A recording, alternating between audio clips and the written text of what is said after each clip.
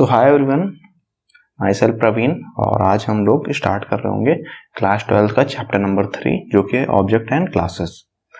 तो जो क्लास 12 का टॉपिक, क्लास 12 का जो सिलेबस है वो एक्चुअली 2 पार्ट्स में है। जो फर्स्ट एंड सेकंड चैप्टर है उसमें हम हार्डवेयर पढ़ते हैं, ठीक है, जो कि हम अभी बाद में उसके चैप्टर्स के वीडियोस में डाल दूंगा। उसके बाद जो बाकी चैप्टर्स हैं उसमें हम जावा के बारे में पढ़ रहे होंगे, ठीक है, जो क्लास 10th में हम लोगों ने ऑलरेडी कवर किया था, सेम 11th में भी है और वैसा ही 12th में, बस थोड़ा सा एक्स्ट्रा चीजें इंक्लूड होती रहती हैं। तो अगर आपने 10th में अच्छे से पढ़ा है या 11th में अच्छे से पढ़ा है तो आपको बहुत ज्यादा दिक्कत होने वाली नहीं है।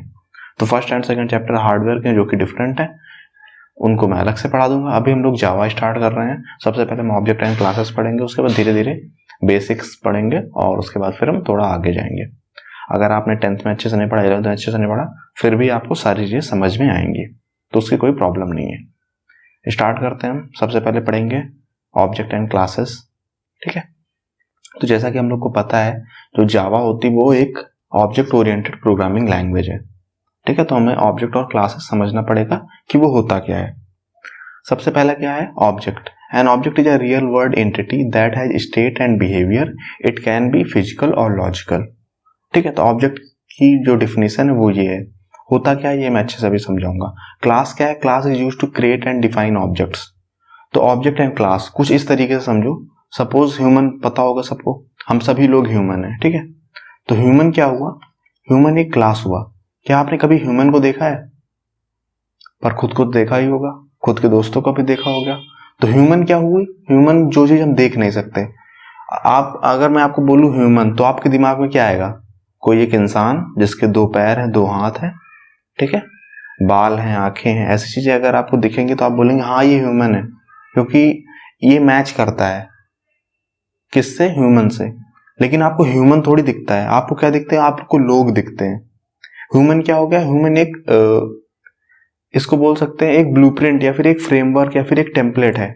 इसके जो ऑब्जेक्ट्स हैं उनको वो हमें दिखते हैं, ठीक है। सपोज मेरा नाम प्रवीण है, तो मैं एक ह्यूमन क्लास का हूं। मैं क्या हूं, मैं एक ऑब्जेक्ट हूं। मेरे पास 2 हाथ है, उनका साइज डिफरेंट है आपके हाथ से, ठीक है। मेरा वेट थोड़ा सा डिफरेंट है आपके वेट से, वो मुझे डिफरेंशिएट करता है। तो मैं क्या हुआ, मैं एक ऑब्जेक्ट हुआ, ठीक है। और आप सपोज आप भी एक ऑब्जेक्ट हुए। अब हम दोनों सेम तो है नहीं, लेकिन बिलोंग कहाँ के करते हैं, हम एक क्लास से बिलोंग करते हैं जो कि सेम है, जो कि ह्यूमन क्लास है। तो क्लास क्या होता है, क्लास एक टेम्पलेट होता है, एक ब्लूप्रिंट होता है, एक फ्रेमवर्क होता है, एक मॉडल होता है जहां से ऑब्जेक्ट क्रिएट किए जाते हैं, ठीक है। तो जावा में क्या होगा, जावा में क्लास होंगी और उन क्लास से रिलेटेड ऑब्जेक्ट्स होंगे, ठीक है। ऑब्जेक्ट हमें दिखेंगे, ऑब्जेक्ट प्रिंट किए जा सकते हैं, ऑब्जेक्ट की वैल्यूज, उनका एक स्टेट होगा, उनका एक बिहेवियर होगा। लेकिन क्लास क्लास क्लास क्या होता है, क्लास एक लॉजिकल कंस्ट्रक्ट है, वो हमें दिखता नहीं है। सपोज अगर मैं बोलूं कार, तो आपको कार थोड़ी दिखता है, आपको कार के मॉडल्स दिखते हैं, हुंडई हो गया या फिर ऑडी हो गया, आपको ये चीजें दिखती हैं। अगर किसी ऑब्जेक्ट में 4 पहिए हैं और उसमें बैठने का सीट है और वो चलती है और उसमें आप पेट्रोल या डीजल डाल सकते हैं, ऐसी कोई चीज आपको दिखेगी तो आप बोलेंगे ये कार क्लास की है। लेकिन है क्या वो एक ऑब्जेक्ट है, ठीक है। अब क्लास को ऑब्जेक्ट फैक्ट्री क्यों बोलते हैं, अब तक समझ आ ही गया होगा। एक क्लास को देख करके ही हम ऑब्जेक्ट को बनाते हैं, ठीक है। कुछ उसके रूल्स एंड रेगुलेशन होते हैं, हम उनको फॉलो करते हैं और हमें एक ऑब्जेक्ट को बना देते हैं। तो क्लास क्या हुआ, क्लास एक ऑब्जेक्ट फैक्ट्री हुआ। ऑब्जेक्ट क्या हुआ, क्लास का एक इंस्टेंस हुआ, ठीक है, क्लास से निर्मित है, उसे हम क्या बोलेंगे, उसे हम ऑब्जेक्ट और क्लासेस बोलेंगे। आई होप कि आपको क्लियर होगा कि क्लास क्या होता है और ऑब्जेक्ट क्या होता है। इसको भी मैं जावा लैंग्वेज में भी बना के दिखाऊंगा कि क्लास कैसी दिखती है या फिर ऑब्जेक्ट कैसा दिखता है। An object is an instance of class. Object क्या होता है, एक क्लास का इंस्टेंस होता है। क्लास क्या होता है, क्लास एक टेम्पलेट या फिर ब्लूप्रिंट होता है जहां से ऑब्जेक्ट बनाए जाते हैं, ठीक है। आई होप कि आपको अच्छे से क्लियर होगा ऑब्जेक्ट क्या है और क्लास क्या है। अब हम क्लास कैसे बनाते हैं, ठीक है, तो इसको मैं अभी अच्छे समझा दूंगा। अभी देखते हैं कि और क्या क्या चीजें हम लोग पढ़ेंगे इसमें, ठीक है। सबसे पहले हम लोग क्लास, फिर हम क्लास बनाना सीखेंगे, फिर हम ऑब्जेक्ट बनाना सीखेंगे कि हम ऑब्जेक्ट क्रिएट कैसे कर सकते हैं, ठीक है। न्यू कीवर्ड के बारे में पढ़ेंगे, कंस्ट्रक्टर्स के बारे में पढ़ेंगे, ठीक है, और कुछ ऐसा, फिर मेथड्स पढ़ेंगे और उसके बाद एक्सेस स्पेसिफायर्स पढ़ेंगे। अभी क्या करता हूं मैं, मैं अभी कंस्ट्रक्टर पढ़ा देता हूँ, उसके बाद फिर हम ऑब्जेक्ट और क्लास कैसे बनाएंगे वो मैं दिखाऊंगा। अभी आपको क्या क्लियर होगा, अभी आपको ऑब्जेक्ट और क्लासेस क्लियर होंगी, ठीक है। चलो कंस्ट्रक्टर क्या होता है। कंस्ट्रक्टर क्या होता है कि एक Java allows object to initialise themself when they are created. तो जब हम ऑब्जेक्ट बनाते हैं तो उनको इनिशियलाइज करने के लिए उनकी स्टार्टिंग वैल्यूज क्या होती हैं उसके लिए हम कंस्ट्रक्टर बनाते हैं। अगर आपने कंस्ट्रक्टर नहीं बनाया है तो क्या करेगा, जावा क्या करता है, एक जैसे ही आप ऑब्जेक्ट बनाएंगे, ऑब्जेक्ट बनाने के लिए एक लाइन यूज होती है वो भी एक्सप्लेन कर दूंगा। तो जैसे ही आप ऑब्जेक्ट बनाते हैं, जावा क्या करता है, खुद से कंस्ट्रक्टर बना देता है और इनिशियलाइज कर देता है। अगर आपने कंस्ट्रक्टर नहीं बनाया है तो कंस्ट्रक्टर होता क्या है, कंस्ट्रक्टर एक तरीके का फंक्शन होता है, ठीक है। ये आपने 10th में पढ़ा होगा ना कि फंक्शन क्या होता है। तो कंस्ट्रक्टर भी क्या है, कंस्ट्रक्टर भी एक फंक्शन है, लेकिन डिफरेंस क्या है कि जो कंस्ट्रक्टर होता है इसका नाम जो होता है वो क्लास के नेम का होता है। जैसे सपोज आपने एक क्लास बनाया, क्लास वर्क, तो जो कंस्ट्रक्टर का नाम होगा वो भी वर्क होगा और इसका कोई रिटर्न टाइप नहीं होता। जैसे कि हम कोई मेथड बनाते हैं तो आगे वॉइड लिख देते हैं या फिर इंट लिख देते हैं, ऐसा कुछ लिख देते हैं। लेकिन जो कंस्ट्रक्टर होगा उसमें कोई रिटर्न टाइप नहीं होगा, वॉइड भी हम नहीं लिखेंगे, हम कुछ भी नहीं लिखेंगे। सपोज अगर एक आपने क्लास बनाई, क्लास वर्क, ठीक है, यहाँ पर हम ब्रैकेट ओपन करेंगे तो ये होता है, ऐसे कंस्ट्रक्टर बनाते हैं, ठीक है। ये क्या है, ये इतना क्या है, ये कंस्ट्रक्टर है। नाम क्या है, नाम सेम है, जो क्लास का नेम है वही है इसका नेम है, ठीक है। यहाँ पर एक एग्जांपल है, ये देखो इस यहाँ पर, हाँ ये क्लास स्क्वायर है, ठीक है, दिख नहीं रहा होगा इसको थोड़ा सा। ये सपोज एक क्लास है, क्लास स्क्वायर, और यहाँ पर ये ब्रैकेट ओपन हुआ। ये यहाँ पर एक वेरिएबल है, डबल टाइप का है। ये क्या चीज़ होती है ये आगे हम एक्सप्लेन करेंगे, आगे चैप्टर्स पढ़ेंगे कि डबल क्या होता है, और ये ऑलरेडी आपको पता होगा, अगर नहीं पता तो फिर भी मैं आगे बता दूंगा। ये क्या है, ये यहाँ पर हमारा कंस्ट्रक्टर है। क्लास का नाम क्या है, स्क्वायर है, कंस्ट्रक्टर का नाम भी स्क्वायर है। इसके अंदर आप कुछ भी कर सकते हैं। यहाँ पर एक साइड वेरिएबल है, ठीक है, इसको हमने इनिशियलाइज किया है 10 से, ठीक है। तो ये हमारा वर्क हो गया कंस्ट्रक्टर का। अभी मैं और अच्छे से एक्सप्लेन करूंगा जब मैं प्रोग्राम खुद से एक बनाऊंगा, उसमें सारी चीजें एक्सप्लेन करूंगा, सारी चीजें इंक्लूड करूंगा। नेक्स्ट हमारा एक फंक्शन है, डबल वॉल्यूम। तो ये एक फंक्शन है, फंक्शन कुछ इस तरीके का दिखता है, इसका नेम थोड़ा सा डिफरेंट होता है, इसके आगे रिटर्न टाइप होता है, यहाँ पर डबल टाइप का रिटर्न है, ठीक है। इतनी चीजें अगर आपको समझ आ रही, जो जो चीजें मैंने समझाई वो समझ आ रही है, फिर कोई दिक्कत। सो हमने पढ़ लिया है कि ऑब्जेक्ट क्या होता है और क्लासेस क्या होती हैं, और फिर मैंने आपको बताया था कि हम कंस्ट्रक्टर कैसे बनाते हैं, ठीक है। अब हम क्या करते हैं, हम देखते हैं कि ऑब्जेक्ट हम बनाते कैसे हैं, ठीक है। ऑब्जेक्ट होता क्या है वो तो हमें पता है, ऑब्जेक्ट बनाएंगे कैसे। तो क्लास का तो पता है, सिंपल, ठीक है। अगर हम क्लास लिखेंगे और उसका आगे क्लास का नेम जो भी है, सपोज एक वर्क नाम की क्लास है, ठीक है, ऐसे हम क्लास बनाते हैं। क्लास के अंदर हम ऑब्जेक्ट कैसे बनाएंगे, सपोज कुछ वेरिएबल्स हैं, उसके बाद हमने एक मेन फंक्शन बनाया है, ठीक है। उसके बाद मेन फंक्शन के अंदर हम ऑब्जेक्ट्स बनाते हैं। ऑब्जेक्ट्स बनाते कैसे हैं, प्रोसेस क्या है, सबसे पहले क्लास का नाम लिखेंगे, फिर ऑब्जेक्ट का नाम जो भी आप देना चाहते हैं, फिर आप न्यू लिखेंगे, न्यू एक कीवर्ड है, ठीक है, और उसके बाद क्लास का नेम दोबारा से लिखेंगे और आप ब्रैकेट्स बनाएंगे जिसके अंदर आप पैरामीटर्स भी दे सकते हैं अगर आपने पैरामीटर बनाया है तो कंस्ट्रक्टर में। वो मैं आगे आपको बता दूंगा कि पैरामीटराइज्ड कंस्ट्रक्टर और अनपैरामीटराइज्ड कंस्ट्रक्टर क्या होता है। तो यहाँ पर ऐसे ऑब्जेक्ट बनाते हैं। सपोज मैं एक एग्जांपल देता हूँ, सपोज एक क्लास है ह्यूमन नाम की, तो ह्यूमन क्लास का नेम हो गया। फिर ऑब्जेक्ट का नेम सपोज मैं देना चाहता हूँ ओबीजे, तो OBJ is equal to new and human.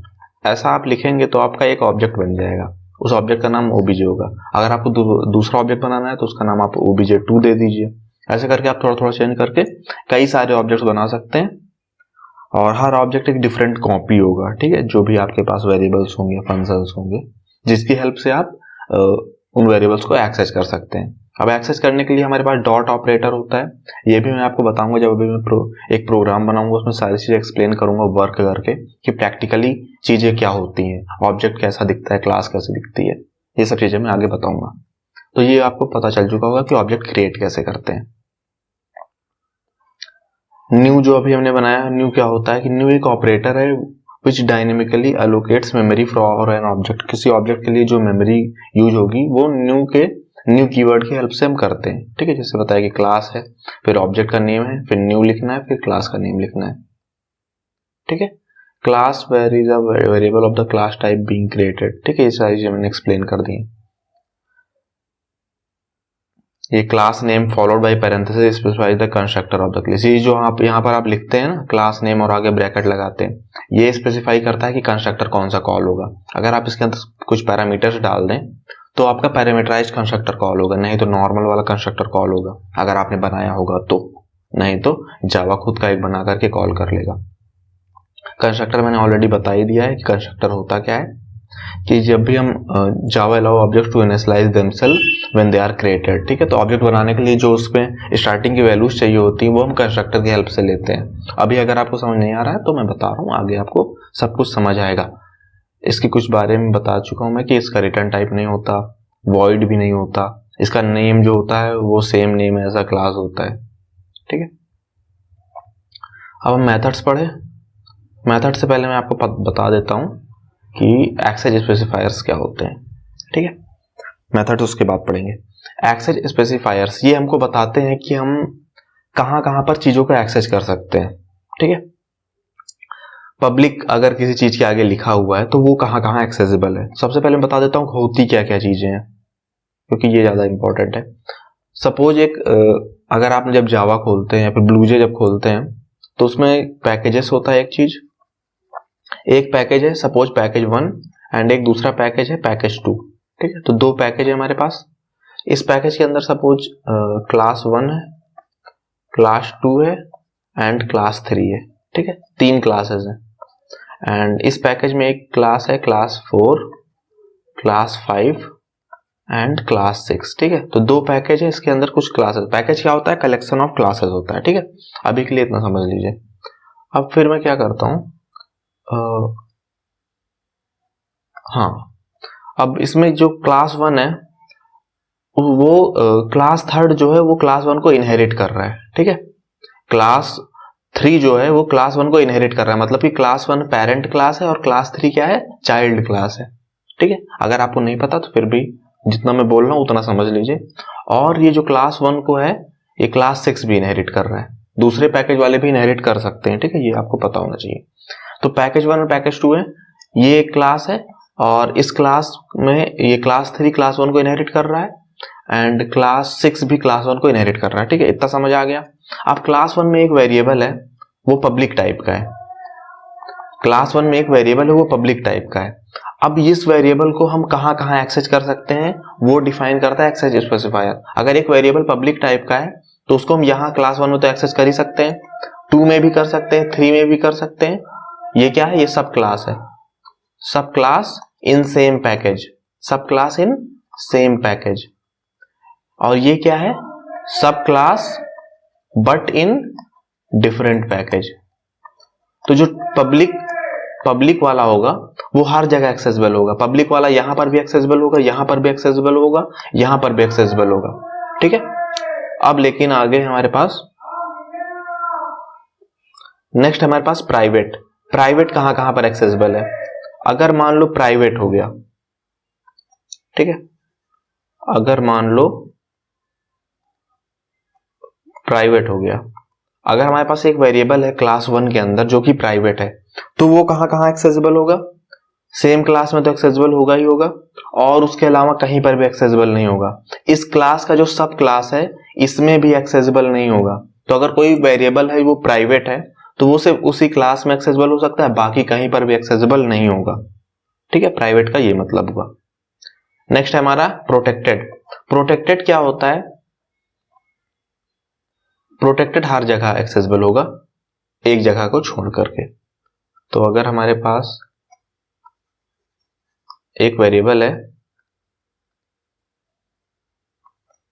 Protected, अगर प्रोटेक्टेड है तो सेम क्लास में तो एक्सेसिबल होगा ही, अगर सेम पैकेज में तो वहां पर भी एक्सेसिबल होगा। ठीक है, ये प्रोटेक्टेड क्लास सेम पैकेज में कहीं पर भी एक्सेसिबल होगा, सब क्लास हो चाहे ना हो। ठीक है, लेकिन आउटसाइड द पैकेज वो एक्सेसिबल नहीं होगा। तो क्लास 4 में एक्सेसिबल नहीं होगा, क्लास 5 में नहीं होगा, लेकिन आउटसाइड द पैकेज अगर कोई सब क्लास है तो वहां पर प्रोटेक्टेड एक्सेसिबल होगा। तो प्रोटेक्टेड कहां पर होगा? सेम पैकेज में हर जगह एक्सेसिबल होगा, लेकिन आउटसाइड द पैकेज सिर्फ सब क्लास में एक्सेसिबल होगा। ठीक है, तो ये भी हमारा हो गया। प्रोटेक्टेड भी हमारा हो गया। डिफॉल्ट क्या होगा, सेम पैकेज के अंदर सिर्फ होगा। डिफॉल्ट अगर है तो वो कहां पर एक्सेसिबल होगा, सेम पैकेज के अंदर। आउटसाइड द पैकेज नहीं, डिफॉल्ट सिर्फ इसके अंदर एक्सेसिबल होगा। तो यहाँ पर एक टेबल होगी जहां पर आपको सब कुछ समझ आ जाएगा। ये डिफॉल्ट है वो सेम क्लास में, सेम पैकेज के सब क्लास में, सेम पैकेज के नॉन सब क्लास में, लेकिन आउटसाइड द पैकेज कहीं पर भी एक्सेसिबल नहीं है डिफॉल्ट। प्राइवेट सिर्फ सेम क्लास में एक्सेसिबल है, बाकी कहीं पर भी नहीं एक्सेसिबल। प्रोटेक्टेड मैंने बताया सेम क्लास में है, सेम पैकेज सब क्लास में, सेम पैकेज में तो हर जगह, लेकिन outside the package different package अगर है तो सब क्लास होनी चाहिए तभी एक्सेसिबल है, नहीं तो नहीं है। पब्लिक क्या है, पब्लिक हर जगह एक्सेसिबल है, कहीं पर भी आप इसको एक्सेस कर सकते हैं। आई होप कि अब आपको क्लियर होगा हर चीज इसमें। तो मैं एक सिंगल प्रोग्राम बनाऊंगा जिसमें मैं सारी चीजें समझाऊंगा। क्लास क्या होता है, ऑब्जेक्ट क्या होता है, कंस्ट्रक्टर क्या होता है, डॉट ऑपरेटर क्या होता है, ऑब्जेक्ट बनाते कैसे हैं, सब कुछ इसमें समझेंगे। ठीक है, तो हमने एक क्लास बना ली है, क्लास स्टूडेंट टाइप की है। ठीक है, अब मैं क्या करूंगा, कुछ वेरिएबल्स बना लूंगा। स्टूडेंट के पास क्या क्या चीजें होती हैं, स्टेट एंड बिहेवियर किसी भी चीज के पास होगा, ये हमको पता है, जावा ने हमको ऑलरेडी बता रखा है। ठीक है, तो हम क्या करते हैं, स्टूडेंट के पास क्या होता है, मार्क्स होते हैं। ठीक है, स्टूडेंट का एक नाम होता है तो स्ट्रिंग नेम। ठीक है, और स्टूडेंट के पास क्या होता है, रोल नंबर होता है तो इंटीजर टाइप का होगा रोल नंबर। ठीक है, तीन चीजें हमने बना ली। अब हम क्या करेंगे, मेन फंक्शन बनाते हैं। मेन फंक्शन सबसे ज्यादा इंपॉर्टेंट है। ठीक है, उसके बिना प्रोग्राम रन नहीं करेगा, तो मेन फंक्शन सबसे पहले बनाएंगे हम लोग। तो पब्लिक स्टैटिक, अब मेन फंक्शन स्टैटिक क्या होता है ये भी मैं आगे बताऊंगा। वॉइड मेन और स्टैटिक नॉन स्टैटिक क्या होता है ये सारी चीजें हम लोग पढ़ेंगे। ठीक है, स्ट्रिंग आर्ग्स, अभी ये चीजें एज अ रूल याद कर लो कि ऐसे ऐसे लिखते हैं। अब हम क्या करेंगे, सबसे पहले ऑब्जेक्ट बनाना सीखेंगे। ऑब्जेक्ट बनाने के लिए क्या करते हैं हम, सबसे पहले क्लास का नाम लिखते हैं। क्लास का नाम क्या है, स्टूडेंट, तो स्टूडेंट। फिर ऑब्जेक्ट का नाम क्या होगा, S21 कर देता हूँ, S2U1। ठीक है, पहला स्टूडेंट है। ऑब्जेक्ट क्या हुआ, सपोज ह्यूमन क्लास है तो ह्यूमन क्लास में एक ह्यूमन मैं। ठीक है, तो स्टूडेंट एक क्लास है, उसका एक स्टूडेंट है, स्टूडेंट 1। ठीक है, ये एक जीता जागता उदाहरण है, या फिर इसको हम देख सकते हैं। तो student S21 is equal to new, new keyword का यूज करते हैं। न्यू कीवर्ड का यूज क्यों करते हैं, ऑब्जेक्ट को क्रिएट करने के लिए। Student S21 is equal to new, फिर से इस क्लास का नाम जो कि है स्टूडेंट। ये हमारा बन चुका है, क्या बन चुका है, ऑब्जेक्ट। और मैंने क्या बताया है, अगर ऑब्जेक्ट जैसे ही आपने बनाया वैसे ही क्या बन जाता है, जैसे हमने ये लाइन लिखी, जावा क्या करेगा, एक डिफॉल्ट कंस्ट्रक्टर बना देगा। ये लाइन लिखते ही जावा क्या करेगा, एक डिफॉल्ट कंस्ट्रक्टर बना देगा। अगर हमने डिफॉल्ट कंस्ट्रक्टर खुद से बनाया तो ठीक, नहीं तो खुद बना देगा। अब मैं क्या करूंगा, अब मैं वैल्यूज डाल दूंगा। ये जो स्टूडेंट 1 मैंने बनाया, ये जो ऑब्जेक्ट बनाया, इसका स्टूडेंट 1 का मैं कुछ नेम रख देता हूं। सपोज स्टूडेंट 1 का नाम रख देता हूं, तो डॉट ऑपरेटर का मैं यूज करके नेम को एक्सेस करूंगा। Student 1 dot name is equal to, मैं क्या कर देता हूं, कुछ भी रख देता हूं, अजय रख देता हूं। ठीक है, ये क्या हुआ, स्टूडेंट 1 का नेम है। अब अगर मैं प्रिंट करूंगा स्टूडेंट 1 का नेम तो क्या प्रिंट होगा, अजय प्रिंट होगा। करके देखते हैं, system dot out dot println. ठीक है, ये हमको प्रिंट के लिए हेल्प करती है ये लाइन। अगर हम स्टूडेंट 1 डॉट नेम को अगर हम प्रिंट करेंगे तो क्या आएगा, तो मैं आउटपुट करके देखता हूं। अगर मैं यहां पर रन करूं,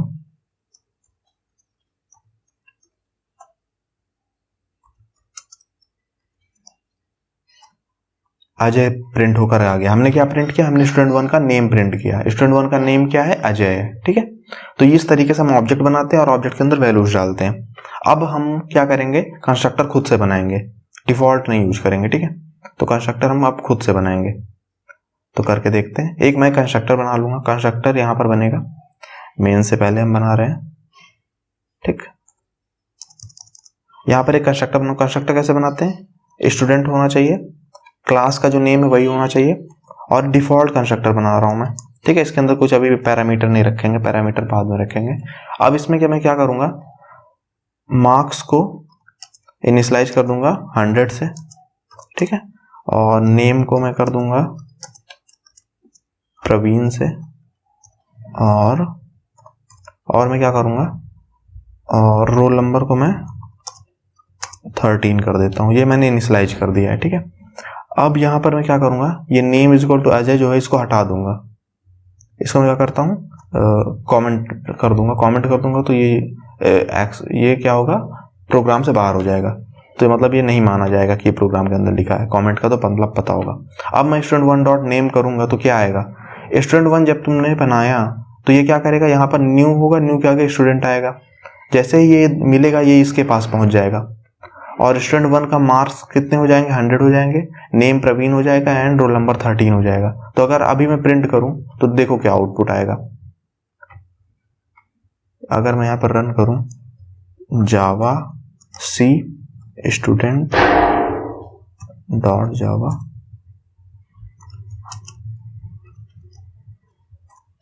ये प्रवीण लिख करके आ रहा है, तो मैं क्योंकि ये जब मैंने यहाँ पर ये ऑब्जेक्ट बनाया तो कंस्ट्रक्टर के पास पहुंच गया, कंस्ट्रक्टर के पास जैसे ही पहुंचा ये हमारी वैल्यूज student1 के पास आ गई, किस ऑब्जेक्ट के पास, student1 के पास। अब मैं दूसरा ऑब्जेक्ट बनाऊंगा, ठीक है, अब मैं क्या करूंगा, एक दूसरा ऑब्जेक्ट बनाऊंगा, एक दूसरा कंस्ट्रक्टर भी बनाऊंगा, ठीक है, तो पहले कंस्ट्रक्टर बना देता हूं, मैं एक कंस्ट्रक्टर बनाऊंगा दूसरा।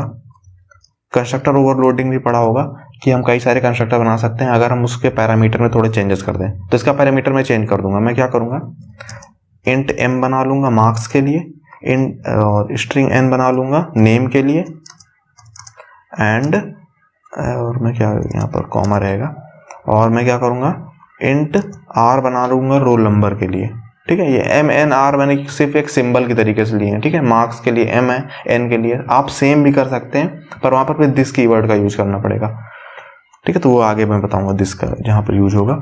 अभी मैं क्या कर रहा हूँ, मैं मार्क्स को m के इक्वल कर दूंगा, और ये m में वैल्यू कहाँ से आएगी अभी मैं बताता हूँ m में वैल्यू कहाँ से आएगी, और नेम को मैं क्या कर दूंगा n कर दूंगा, एंड रोल को क्या करूंगा r के इक्वल कर दूंगा। अब मैं क्या करता हूँ, यहाँ पर एक नीचे नया ऑब्जेक्ट बनाऊंगा क्योंकि पुराना ऑब्जेक्ट तो हो गया यूज। अब हम क्या करें, एक नया ऑब्जेक्ट बनाएंगे, स्टूडेंट stu2 दूसरा student is equal to new and student. अब यहाँ पर ऐसे नहीं छोड़ सकते, अगर मैंने स्टूडेंट को ऐसे ही छोड़ दिया तो ये क्या करेगा, ये डिफॉल्ट कंस्ट्रक्टर के पास पहुंच जाएगा और सारी वैल्यूज सेम आ जाएंगी। इस बार हम क्या करेंगे, हमको ये वाले कंस्ट्रक्टर को एक्सेस करना है, ये जो सेकंड वाला पैरामीटराइज्ड कंस्ट्रक्टर इसको एक्सेस करना है, तो उसके लिए हम क्या करेंगे, इनमें वैल्यूज डालेंगे।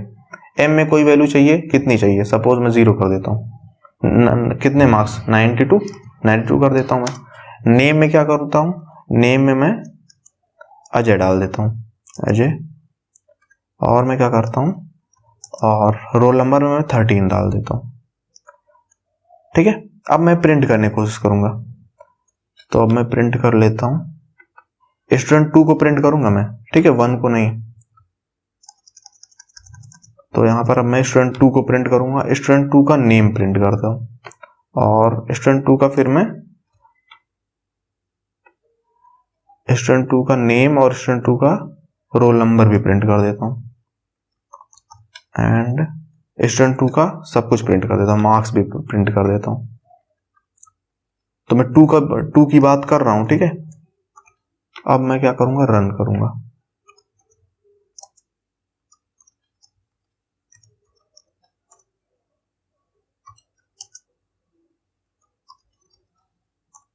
ये देखो हमारा आउटपुट क्या आया है, अजय 13 एंड 92। ये जो प्रवीण है ये प्रीवियस वाले का, ये देखो मैंने ये भी प्रिंट कर रखा है ना, student1 डॉट नेम, student1 कौन है, अजय है, वो प्रवीण है, प्रवीण का हमने नेम प्रिंट कर दिया, ठीक है। फिर नीचे मैंने क्या किया, नीचे मैंने 3 चीजें प्रिंट करी हैं, student2 का नेम, student2 का रोल नंबर, student2 के मार्क्स। तो क्या अजय 13 एंड 92 जो हमने वैल्यूज यहां पर दी हैं, ठीक है। हम यहां पर क्या करते हैं, ऑब्जेक्ट की हेल्प से, ऑब्जेक्ट जब हम बनाते हैं तो मैंने बताया ऑब्जेक्ट जब आप बनाओगे तो कंस्ट्रक्टर कॉल होगा, तो यहाँ पर हमने दूसरा कंस्ट्रक्टर बनाया उसको कॉल किया है। कंस्ट्रक्टर आप अपने मन से कॉल कर सकते हैं, आप ऑब्जेक्ट बनाइए और वहां पर जो सा कभी कंस्ट्रक्टर कॉल करना हो, जैसे आपको डिफॉल्ट कॉल करना है तो कोई वैल्यू मत दीजिए, ठीक है, जैसे ये हमारा हुआ है student1 में कॉल किया है। लेकिन अगर आपको दूसरा कंस्ट्रक्टर कॉल करना है तो उसके लिए जो भी पैरामीटर आपने बनाया हो वो वैल्यूज दे दीजिए, दूसरा वाला कॉल हो जाएगा, ठीक है। तो बस पैरामीटर में चेंज करना है, जैसे कंस्ट्रक्टर ओवरलोडिंग था वैसे ही हमारा यहाँ पर नहीं, जैसे फंक्शन ओवरलोडिंग था वैसे हमारा कंस्ट्रक्टर ओवरलोडिंग है। आई होप कि सब कुछ क्लियर होगा। मैंने क्लास भी बता दिया, ऑब्जेक्ट भी बता दी। यहाँ पर देखो दो ऑब्जेक्ट हैं, एक स्टूडेंट 1 है एंड एक स्टूडेंट 2 है। पहले वाले का नाम क्या है? पहले वाले का नाम प्रवीण है, दूसरे वाले का नाम अजय है। तो दो स्टूडेंट हैं यहाँ पर। किस क्लास के? स्टूडेंट क्लास के। मैं स्टूडेंट को प्रिंट नहीं कर सकता, लेकिन मैं अजय और प्रवीण को प्रिंट कर सकता हूँ। ठीक है, ये क्लियर होगा। स्टूडेंट 1 और स्टूडेंट 2 को प्रिंट कर सकता हूँ। तो ये क्या हो गए? ये इंस्टेंस हो गए किस क्लास के? स्टूडेंट क्लास के। ये स्टूडेंट है, ये एक क्लास है, इस क्लास के हमने दो ऑब्जेक्ट्स प्रिंट कर दिए। दो ऑब्जेक्ट के पास क्या है? स्टेट, बिहेवियर है। बिहेवियर तो यहाँ पर नहीं दिख रहा है, तो स्टूडेंट का स्टेट यहाँ पर बताया गया कि नाम क्या है, मार्क्स कितने लाता है और उसका रोल नंबर क्या है। ठीक है, तो आई होप कि सारी चीजें क्लियर होंगी। ऑब्जेक्ट और क्लासेस में डिफरेंस क्लियर होगा, कंस्ट्रक्टर क्या होता है वो। तो हम बढ़ते हैं लास्ट टॉपिक पर, जो कि है मेथड्स। मेथड्स क्या होता है? अ class usually consist of two things. ठीक है, क्लास में मोस्टली दो चीजें होती हैं, इंस्टेंस वेरिएबल्स एंड मेथड्स। ठीक है, इंस्टेंस वेरिएबल जैसे कि इंटीजर ए, इंटीजर बी, जितने भी वेरिएबल्स को हम यूज करते हैं वो हमारे इंस्टेंस वेरिएबल्स हो गए। एंड मेथड्स, मेथड्स होते हैं, मेथड्स का मतलब फंक्शंस भी बोल सकते हो। It's a block of code when called performed specific actions mentioned in it. ठीक है, सपोज अगर हम एक क्लास बनाते हैं, तो एक हमने क्लास इनिशियलाइज किया, इससे कुछ इंस्टेंस वेरिएबल्स हैं, फिर हमने एक फंक्शन बनाया void a। ठीक है, इसका कुछ काम होता होगा, एक हो गया void sum। ठीक है, इसका काम होता है सम करना, और ये हमने क्लास बंद कर दी। ठीक है, अब यहाँ पर हमने क्या किया, एक सपोज एक मेन फंक्शन बनाया, तो हम मेन फंक्शन बना के क्या करते हैं, उसके अंदर हम कुछ भी टास्क दे देते हैं। सपोज अगर हमको सम करना है तो हम इसको कॉल कर लेंगे वहां पर। ठीक है, कॉल करना तो आता ही होगा, अगर नहीं आता तो मैं सिखा दूंगा। तो यहाँ पर हम मेन फंक्शन के अंदर सम वेरिएबल, सम फंक्शन को कॉल कर सकते हैं और किसी भी दो नंबर का सम करा सकते हैं। तो ये क्या हुआ, ये एक ब्लॉक ऑफ कोड है जिसको हम कॉल कर सकते हैं जितनी बार चाहें, और वो कॉल हो जाएगा और अपना काम करके खत्म कर देगा। ठीक है, तो क्लास के अंदर हम कई सारे फंक्शंस बना सकते हैं, हर फंक्शन का अपना अलग अलग काम दे सकते हैं। इससे क्या होगा कि सारे जो चीजें हैं ना वो अच्छे से ऑर्डर में होंगी।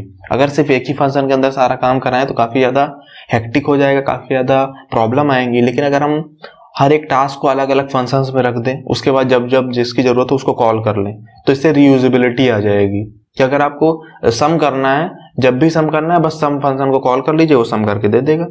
हर बार आपको खुद से सारी चीज सम करने की जरूरत नहीं पड़ेगी। एक बार आप एक ब्लॉक ऑफ कोड बना लीजिए, उसको रीयूज करते रहिए।